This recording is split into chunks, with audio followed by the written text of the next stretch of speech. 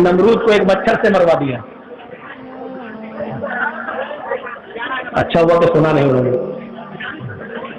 تعالوا الی کلمۃ سواء بیننا وبینکم، آؤ ایک ایسے کلمے کی طرف. کلمہ میں نے پڑھ کے بتا دیا، سارے نبیوں کا کلمہ ایک. تو اللہ نے کیا کہا؟ آؤ ایک ایسے کلمے کی طرف جو ہمارے اور تمہارے درمیان برابر ہے. جب کلمہ ایک ہے تو پھر دھرم الگ کیسے ہو گئے؟ دوسری چیز، اللہ نعبد الا اللہ، یہ چیز بھی ہمارے اور تمہارے درمیان برابر ہے.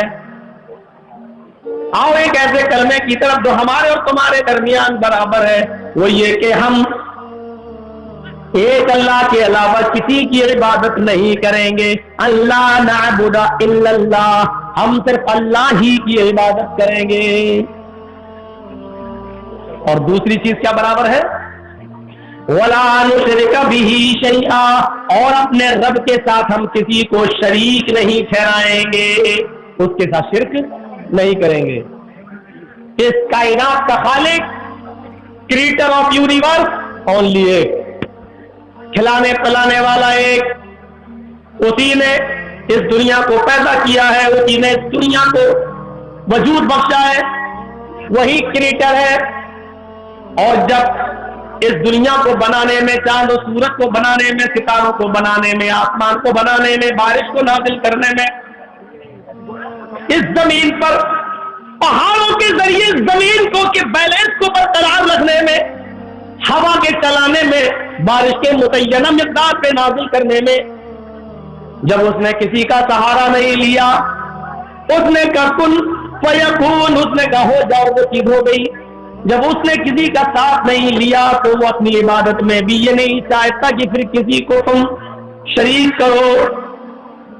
لہذا وہ کہتا ہے کہ عبادت ہو تو میری ہو. اگر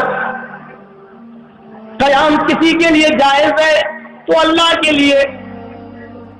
اسی لیے کہا گیا جب کھڑے ہو میرے سامنے تو اللہ اکبر کہنا. یہ قیام میرے سامنے ہونا چاہیے اور میرے لیے ہونا چاہیے، رکوع بھی میرے لیے ہونا چاہیے، سجدہ بھی میرے لیے ہونا چاہیے. پھر تمہیں اگر کسی چیز کی ضرورت ہے تو اپنی ضرورت کا سوال بھی تم کرو تو مجھ سے کرو، میرے علاوہ کسی سے نہیں. ان تمام چیزوں میں اس نے کہہ دیا، جب ان تمام چیزوں کو پیدا کرنے میں، بنانے میں ہم نے کسی کا ساتھ نہیں لیا تو اپنی عبادت میں بھی ہم کسی کو شریک نہیں کریں گے. اے اہل کتاب، آؤ ایک ایسے کلمے کی طرف جو ہمارے اور تمہارے درمیان برابر ہے. ہمارا بھی وہی کلمہ ہے اور تمہارا بھی وہی کلمہ ہے، اور یہ کہ ہم اللہ کے علاوہ کسی کی عبادت نہیں کریں گے اور ہم اس کے ساتھ کسی کو شریک ساجی نہیں ٹھہرائیں گے. وَلَا يَتَّخِذَ بَعْضُنَا بَعْضًا أَرْبَابًا مِّن دُونِ اللَّهِ، اور ہم میں سے بعض کو اپنا رب نہیں بنائے گا، ہم میں سے بعض کو اپنا خدا نہیں بنائے گا. ایک ہی اللہ کی عبادت ہوگی اور اسی کو مانا جائے گا.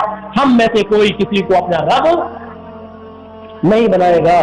کتنی سمپل تعلیم دے دی گئی اور یہ بتا دیا گیا کہ ان چیزوں میں تم بھی ہمارے ساتھ ہو، ہم بھی تمہارے ساتھ ہیں. اس لیے یہ آیت ہمیں بتلا رہی ہے کہ اللہ کا دھرم جو اللہ نے اتارا تھا وہ ایک ہی. اب سنیے، تو جس طرح بارش سب کے لیے ہے، سورج کی روشنی سب کے لیے ہے، ہوا سب کے لیے ہے، آسمان سے پانی برستا ہے وہ سب کے لیے ہے، اسی طریقے سے ہم نے جو دھرم جو دین دیا ہے وہ سب کے لیے ہے.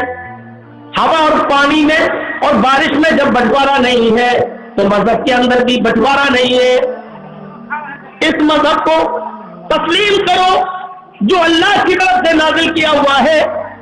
پھر وہ مذہب جتنے بھی نبی لے کے آئے، آدم سے لے کر محمد رسول اللہ صلی اللہ علیہ وسلم تک، اللہ نے بہت سے نبیوں کو بھیجا اور آخر میں لاسٹ میں اس نے جناب محمد رسول اللہ کو مقبول فرما دیا اور یہ کہہ دیا کہ یہ آخری نبی ہے، اب ان کے بعد کوئی دوسرا نبی نہیں آئے گا.